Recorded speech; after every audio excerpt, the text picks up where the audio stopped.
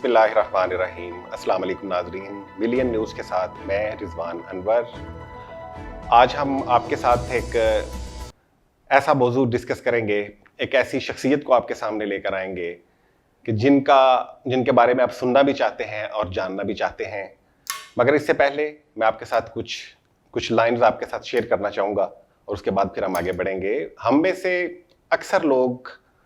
अगरचे ज़्यादा प्रैक्टिसिंग मुस्लिम हो या ना हो, मगर हमारे दिल में जज्बा ईमानी बाहर कैफ मौजूद होता है। हम अपने अंबिया इकराम और खुसूसी तौर पर अपने नबी हज़रत मोहम्मद सल्लल्लाहु अलैहि वसल्लम, उनकी औलाद और उनके असहाब इकराम के साथ बेपाया जज्बाती वाबस्तगी रखते हैं और यकीनन ये हमारे ईमान का जुज़ भी है। इसी तरह बहसीयत मुसलमान हम अपने उन इस्लाफ व अहनाफ और बुज़ुर्गों के साथ भी गहरी मोहब्बत और अकीदत रखते हैं जिनकी बेपाया कुर्बानियों और दीनी खिदमात के बायस दीन इस्लाम दुनिया में फैला। और आज उन्हीं में से एक अजीमुल मर्तबत दीनी शख्सियत की हयात मुबारका में मैं बात करना चाहता हूँ कि जिन्होंने अल्लाह और उसके नबी के दीन की तरवीज के लिए अपनी ज़िंदगी वक्फ़ी और इंसानों की एक बड़ी तादाद को कुफ्र व शिर्क के अंधेरों से निकाल कर अल्लाह के दीन की तौहीद से उनके दिलों को मुनव्वर किया। तो मैं आज उनके बारे में आपसे मैं बात करने लगा हूँ। 11वीं सदी के अजीम सूफ़ी बुज़ुर्ग सैयद अबुल हसन अली बिन उस्मान अल हजवेरी रहमतुल्लाह अलैह नवंबर 1009 को गजनी के करीब हजवेर नाम की एक बस्ती में पैदा हुए। आपका सिलसिला नसब खलीफतुल मुस्लिमीन हज़रत अली रज़ी अल्लाह तआला अन्हु से मिलता है। अल्लाह ताला ने उनको बेशुमार सलाहियतों से नवाजा हुआ था। आप बेहतरीन मुसन्नफ़ थे, आप दरवेशी में आप एक अपना अलहदा मुकाम रखते थे, आप आजज़ी और इनकिसारी में और एक अलग आपकी एक पहचान थी, और यकीनन आप अल्लाह ताला के उन लोगों में शामिल थे जिनको कुर्ब इलाही हासिल था। आपकी जो तहरीरी सलाहियतें थीं उनका एक बड़ा सबूत आपकी 2 शोहरा फाक कुतब कशफुल महजूब और कशफुल इसरार, जो आज तक दरवेशी के मौजू पर लिखी गई, सूफीज़म के मौजू के ऊपर लिखी गई जो बेहतरीन तसानीफ हैं, उनमें से एक हैं। उनकी तबीयत का एक बड़ा अहम पहलू, जैसा कि मैंने पहले अर्ज किया कि उनकी तबीयत का एक बड़ा अहम पहलू आजिज़ी और इनकिसारी का था। वो अक्सर औकात आबदीदा हो जाते थे हज़रत उमर रज़ी अल्लाह ताला अन्हु का एक वाक़या सुनाते हुए कि जब उस खलीफा दोम हज़रत उमर रज़ी अल्लाह ताला अन्हु ने ज़मीन से एक तिनका उठाया और फरमाया कि ऐ उमर, काश तू दुनिया में पैदा ही ना हुआ होता, अल्लाह ने तुम्हें ये तिनका बना दिया होता। तो नाजरीन, वो जब इस तिनके का जिक्र करते थे मुसलमानों के खलीफा की बात के हवाले से, तो वो आबदीदा हो जाते थे। उनका आबदीदा हो जाना, और वो इस हद तक आबदीदा होते थे, रवायत लिखती हैं कि बाज़ औक़ात वो बेहोश हो जाते थे रो रो के इस खलीफतुल मुस्लिमीन की इस आजिज़ी के हवाले से। तो ये इस चीज़ का मज़हर था कि हज़रत अली हजवेरी रहमतुल्लाह अलैह बज़ाते खुद उनकी अपनी ज़ात मुबारका के अंदर भी आजिज़ी और इनकिसारी का कितना अमल दखल था। यानी वो खुद भी यही कुछ चाहते थे अपने लिए, अपने आप को एक दुनियावी तौर पे मादी हैसियत में वो समझते थे कि इंसान कुछ भी नहीं है, इंसान की हैसियत एक तिनके से भी कम है। तो आज मैं समझता हूँ कि उनकी इस चीज़ के ऊपर मैं समझता हूँ बड़ी तवील बात हो सकती है आजिज़ी और इनकिसारी के ऊपर। वो दोबारा हम किसी वक्त इस पे बात करेंगे, लेकिन आपके सामने ये बात करने का मकसद ये है कि आज दुनिया के अंदर जो अक्सर बिगाड़ हैं, जो मुआशरे के अंदर झगड़े हैं, मुआशरे के अंदर जो नाहमवारियाँ हैं, वो इसी वजह से हैं कि हम में से अक्सर लोगों के अंदर तकब्बुर ज़्यादा है और आजिज़ी इनकिसारी कम है। और तकब्बर की वजह से, हसद की वजह से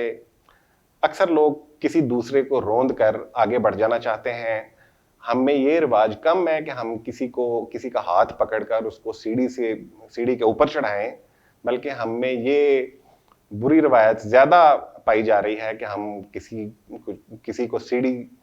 के पाँव तले से सीढ़ी खींचने की हम कोशिश करते हैं, किसी की टांग खींचने की कोशिश करते हैं, बजाय इसके कि हम किसी का हाथ पकड़कर उसको उसकी मंजिल की तरफ ऊपर चढ़ने में मदद करें। हज़रत अली हजवेरी अलमरूफ दाता गंज बख्श साहिब ने دین کی تبلیغ و اشاعت کے لیے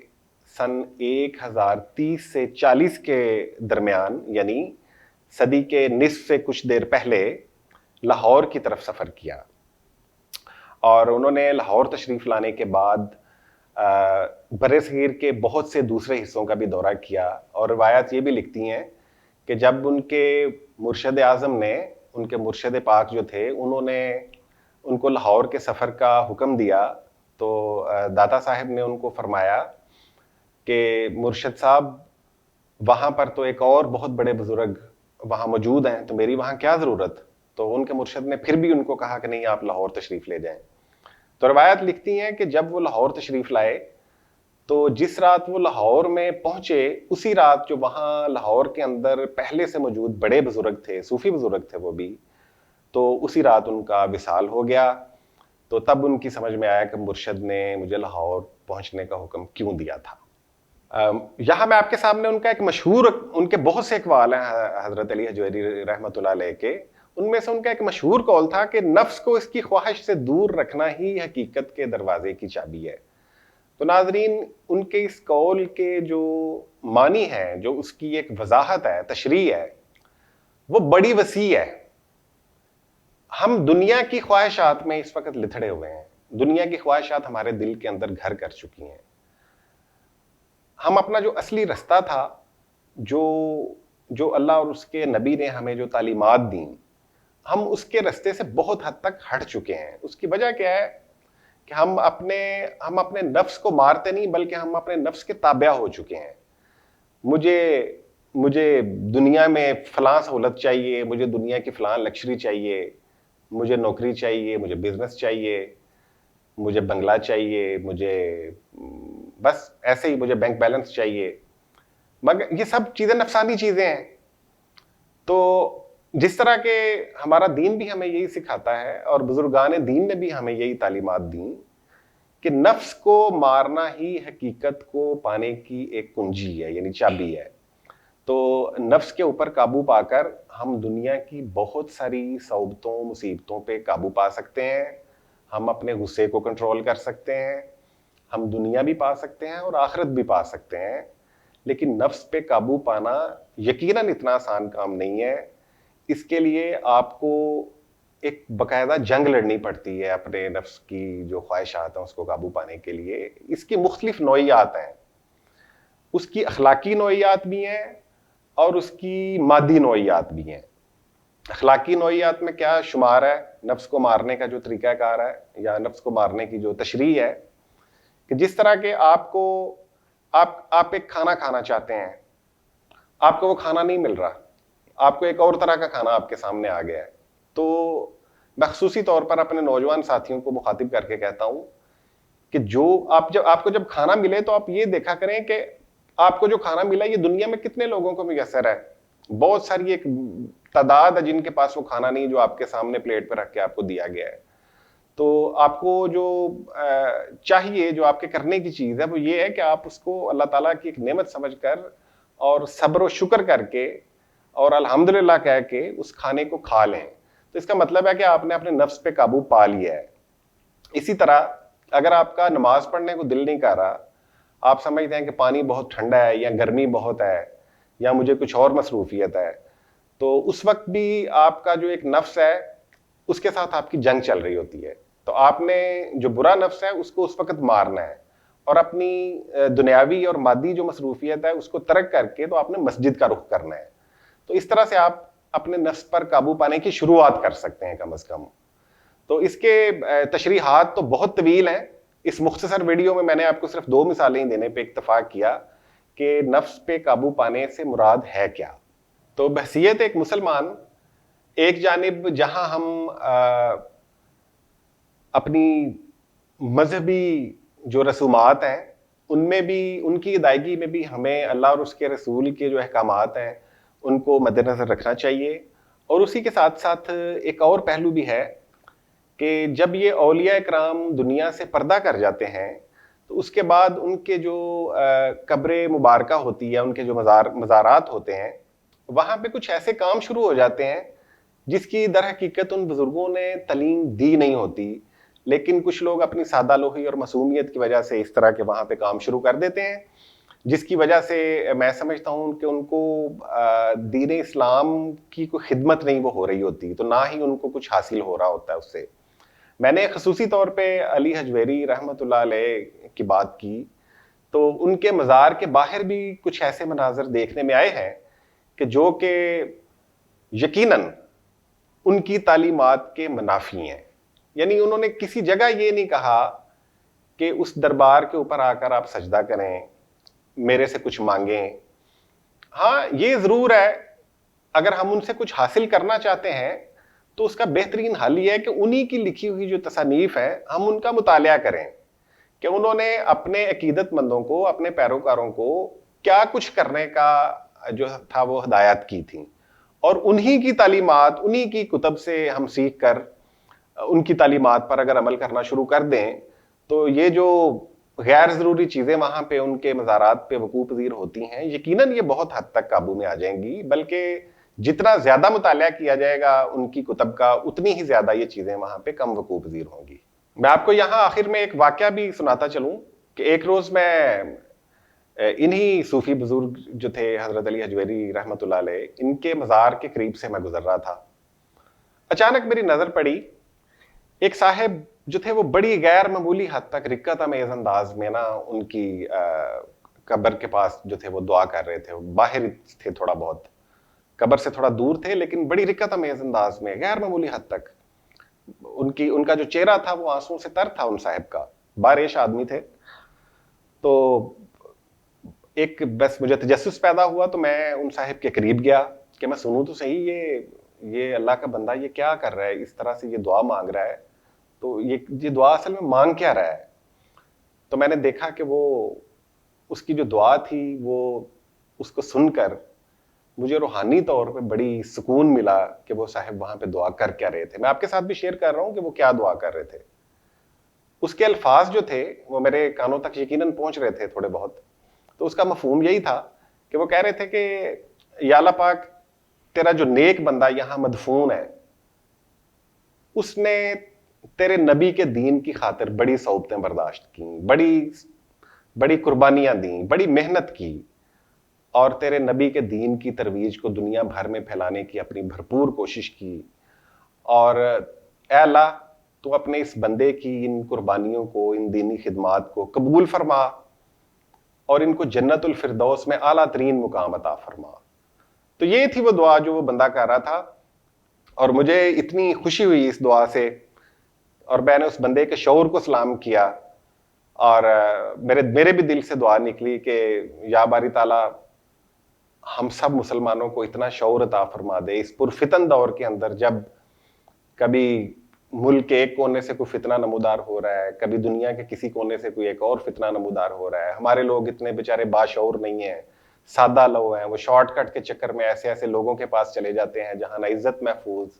نہ ان کا مال محفوظ، نہ دین محفوظ۔ تو میں نے اللہ تعالیٰ سے میں نے بھی یہ دعا کی حضرت علی حجویری رضی اللہ رحمۃ اللہ علیہ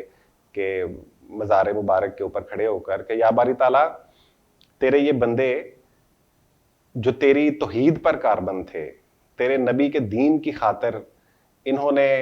عاجزی اختیار کی، انہوں نے تیرے سامنے جھکے، انہوں نے تیرے حضور دعائیں کی کہ ہمیں کامیابی عطا فرما، ہے باری تعالیٰ ہمیں اپنے دین کو پھیلانے میں کامیابی عطا فرما، لیکن یہ آج ہم کس جانب چل پڑے ہیں۔ یہ نبی پاک صلی اللہ علیہ وسلم کی جو امت ہے، بس یہ تو امتی بھی میں نے دعا کی کہ ہم کہیں ایسا تو نہیں ہے کہ ہم اپنا رستہ بھول چکے ہیں، ہم بھٹک چکے ہیں۔ تو میری بھی دعا یہی تھی کہ اللہ تعالیٰ ہمیں جو اس وقت جو جھوٹ، فساد، دین کی غلط تشریحات، اور جو ایسے مولوی حضرات جو کہ حقیقت کو جانتے ہیں لیکن کسی نہ کسی وجہ سے اپنے کسی نہ کسی، میں مفاد تو نہیں کہوں گا، کوئی نہ کوئی وجہ ہوگی یقیناً اس میں جس کا شاید یہاں ذکر کرنا مناسب نہیں ہے، وہ اللہ کے دین کی صحیح تشریح نہیں کرتے اور لوگوں کو مختلف فروعی معاملات میں الجھائے رکھتے ہیں۔ تو میری عوام الناس سے بھی یہی اپیل ہے کہ حدیث مبارکہ کا مطالعہ کریں، قرآن پاک کو ترجمے کے ساتھ پڑھنے کی کوشش کریں، تو یقیناً آپ کو کوئی بھی جو ہے جو فتنہ نما شخص ہے وہ آپ کو گمراہ کرنے میں کامیاب نہیں ہو سکے گا. آپ ایک ایسے دین کے ہم جو ہیں وہ سپاہی ہیں کہ جس کے لیے جو کہ مکمل ہو چکا ہے. نبی پاک صلی اللہ علیہ وسلم نے اپنے حجۃ الوداع میں دین کو تکمیل بخش دی تھی. آپ کے بعد کوئی نبی نہیں آنے والا, آپ نبی آخر الزمان ہیں, آپ نے جو فرمایا وہ حرف آخر ہے. تو ہمیں تھوڑی سی محنت کرنے کی ضرورت ہے کہ ہم سیکھیں, ہم پڑھیں, ہم سمجھیں, تو پھر کوئی بھی جو فتنہ ہے, کوئی بھی گمراہ کن جو فتنہ ہے وہ ہمارے اوپر انشاءاللہ تعالی اثر نہیں کرے گا. تو بس آخر میں آپ کو یہ بتاتا چلوں کہ جس عظیم المرتبت صوفی بزرگ کے بارے میں ہم نے آج بات کی, ان کی جو دینی سفر تھا, ان کا جو دینی زندگی تھی, یہ بھی ایک اتفاق کی بات ہے کہ انہوں نے بھی تقریباً 62 سے 63 سال عمر پائی اور پھر دنیا سے وہ پردہ کر گیا. آپ کے وصال کے بارے میں مورخین میں کچھ اختلافات موجود ہیں. غلام سرور لاہوری صاحب لکھتے ہیں کہ آپ کا وصال جو ہے وہ 464 ہجری یا 466 ہجری کے اندر ہوا. اور ایک اور صاحب ہیں نکولس صاحب, جنہوں نے کشف المحجوب کا ترجمہ کیا تھا, ان کے خیال میں داتا صاحب کا جو وصال تھا وہ 465 ہجری یا 469 ہجری میں ہوا. تو بہرکیف وہ دنیا سے پردہ کر گئے, مگر اپنی حیات مبارکہ اور اپنے جو اعمال تھے, جو اپنی تعلیمات تھیں, وہ دنیا میں وہ چھوڑ گئے ہیں. ہم ان سے بہت کچھ سیکھ بھی سکتے ہیں اور ان سے اتنا کچھ حاصل کر سکتے ہیں کہ جس سے ہماری دنیا بھی سنور سکتی ہے اور دین بھی سنور سکتا ہے. ہم اپنے, یہ ضروری ہے آج کہ ہم اگلی نسل کو بھی, اپنے بچوں کو, اپنے چھوٹے بھائیوں کو, بہنوں کو اللہ تعالیٰ کے جو یہ صوفی بزرگ تھے ان کے بارے میں بتائیں, ان کی حیات کے بارے میں بتائیں, ان کی خدمات کے بارے میں بتائیں, ان کا جو تصوف تھا اس کے بارے میں بھی بتائیں, اور ان کی خصوصی طور پہ جو عاجزی اور انکساری والی جو ان کی طبع تھی اس کے بارے میں بھی ان کو آگاہ کریں. دعا گو ہوں اللہ تعالیٰ ہم سب کو حضرت علی حجویری رحمۃ اللہ علیہ اور ان جیسے دیگر جلیل القدر صوفیاء کرام کی زندگیوں سے سیکھنے اور ان پر عمل کرنے کی اور ان کے اوپر عمل پیرا رہنے کی فہم اور توفیق عطا فرمائے. اسی کے ساتھ آج کے اس پروگرام سے میں اجازت چاہتا ہوں. انشاءاللہ آپ سے ملاقات ہوگی اگلے کسی نشست میں. تب تک کے لیے اللہ حافظ.